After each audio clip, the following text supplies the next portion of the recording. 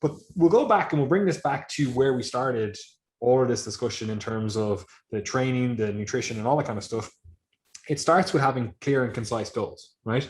We have to have clear and concise goals. And this also applies to the, airy fairy stuff that we want to talk about, the softer stuff, all of those things that, again, are contributors to our overall health. We actually have to, first of all, envisage the life that we want to live, right? We actually have to have a clear picture of what that actually looks like. And it's not as easy or as simple to say like, oh yeah, I want to train 4 times per week. I want to be this strong and I want to, be this fit and I want to look this certain way or blah, blah, blah. All of those stuff. We've talked about that, right?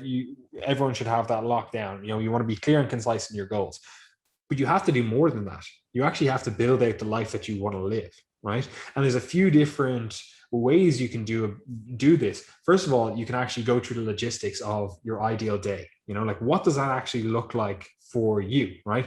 What time do you wake up? Are you looking after the children? Are you not having children? Like, are your children there? Are they not there? What's the story from the very off, right? Are you going to a place of work? Are you staying home, especially in this era of work from home? Are you someone that enjoys going somewhere? Are you someone that enjoys like having the flexibility that being at home offers, the lack of a commute, et cetera, et cetera?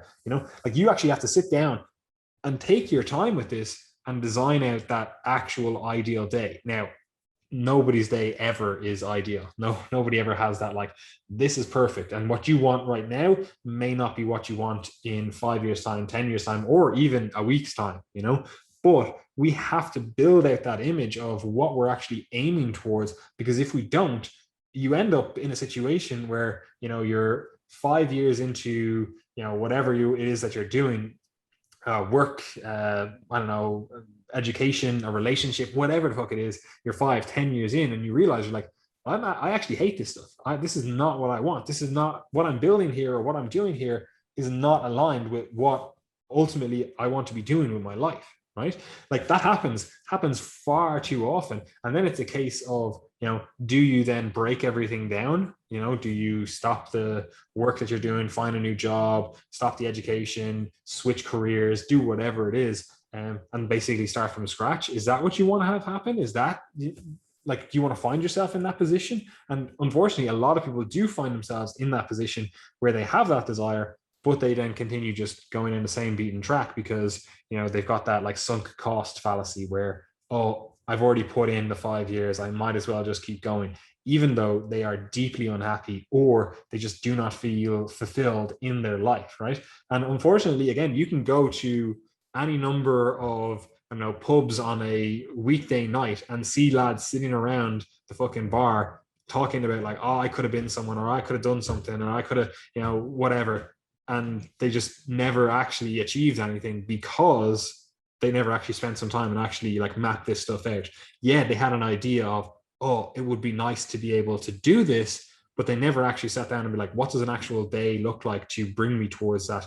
Is it an idea that I have? I like the idea of, squatting 300 kilos, but I actually don't like training. Like those two things are dichotomous. You're not going to achieve that 300 kilo squat. Now, obviously I'm relating it back to fitness stuff because that's predominantly what this podcast is about, but it applies to all this other stuff that you also think about. Maybe you do want to have like a job that pays you 100K per year or whatever it is, but do you want to work the 50, 60, 70 hours? Like, is that what you want? Or are you willing to trade off, a lack of enjoyment in your job? If you're like, yeah, I do my 9 to 5, it's not that enjoyable, but the money is good. Are you willing to trade off that 9 to 5 and only accept whatever 30K? And you're still like, yeah, I hate the 9 to 5, but the money's actually not that great either, but I'm willing to sell my hours for that. Like you actually have to sit down and plan that stuff out. And unfortunately, again, a lot of people just don't, right? And we can call that the kind of the logistics of your actual day,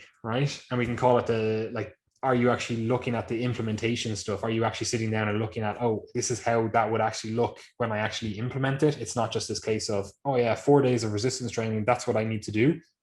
Is it the same as the idea in your head as the implementation? Like when you're actually doing those 4 days of resistance training or whatever it is that actually what you want to be doing? Like obviously there has to be this bit of a trade-off where you're not going to enjoy it every day. There's going to be some days where you're like, oh, I wish I just got that extra hour in bed, asleep or whatever. But are you motivated enough? Are you like, do you enjoy the outcome and the process enough to keep going with that for the next 10, 20, 50 years or whatever it is, right? We have to actually sit down and think about that stuff, right? And I'll let you jump in here, Gary, as well. But you can do that from that perspective. You can do that from the, oh, let's look forward. Let's like, this is what I want to do. This is, I'm building my ideal day. I'm building my ideal month, my ideal life, whatever, right?